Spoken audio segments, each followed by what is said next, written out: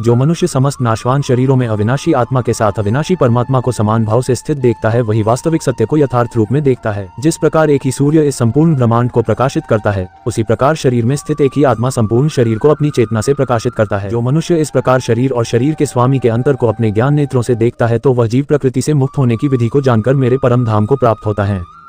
श्रीमद् भागवत गीता अध्याय 13 श्लोक 24 से 35 तक। ध्यानेनात्मनि पश्यन्ति केचिदात्मानमात्मना अन्ये साङ्ख्येन योगेन कर्मयोगेन चापरे।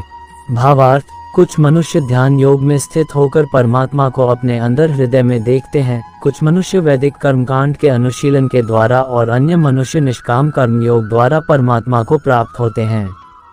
अन्ये त्वेव जानन्तः श्रुत्वान्येभ्यः उपास्ते तेपि चातित्रन्त्येव मृत्यु श्रुतिप्रायणाः।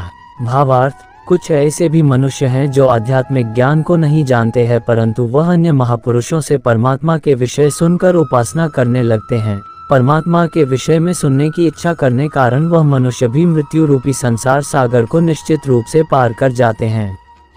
यावत् संजायते किंचित सत्वं स्थावरंगमं क्षेत्र क्षेत्रज्ञ संयुगा तद्विद्धि भरतर्षभ। भावार्थ, हे भरतवंशी अर्जुन, इस संसार में जो कुछ भी उत्पन्न होता है और जो भी चराचर प्राणी अस्तित्व में है, उन सबको तू क्षेत्र जड़ प्रकृति और क्षेत्रज्ञ चेतन प्रकृति के संयोग से ही उत्पन्न हुआ समझ।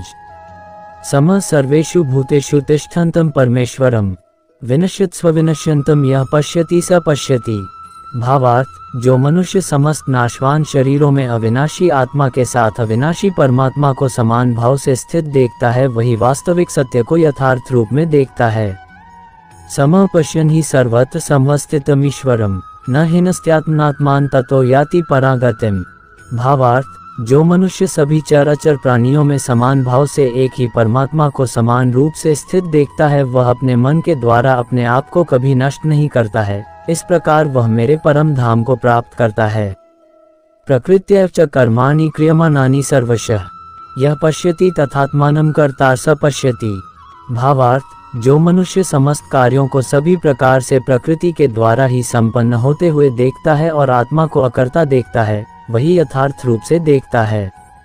यदा भूतप्रेतभावमैकस्थम् अनुपश्यति ततैव च विस्तार ब्रह्म संपद्यते तदा। भावार्थ, जब जो मनुष्य सभी प्राणियों के अलग अलग भावों में एक परमात्मा को ही स्थित देखता है और उस एक परमात्मा से ही समस्त प्राणियों का विस्तार देखता है, तब वह परमात्मा को ही प्राप्त होता है। अनादित्वान् निर्गुणत्वात् परमात्मायमव्ययः शरीरस्थोपि कौन्तेय न करोति न लिप्यते।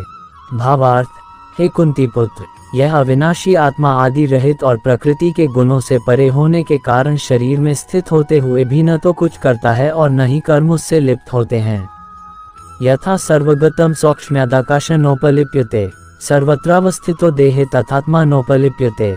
भावार्थ, जिस प्रकार सभी जगह व्याप्त आकाश अपनी सूक्ष्म प्रकृति के कारण किसी वस्तु से लिप्त नहीं होता, उसी प्रकार शरीर में सभी जगह स्थित आत्मा भी शरीरों के कार्यों से कभी लिप्त नहीं होता है। यथा प्रकाशयते कः कृत्स्न लोकमिरवे क्षेत्रम क्षेत्री तथा कृत्स्न प्रकाशयति भारत।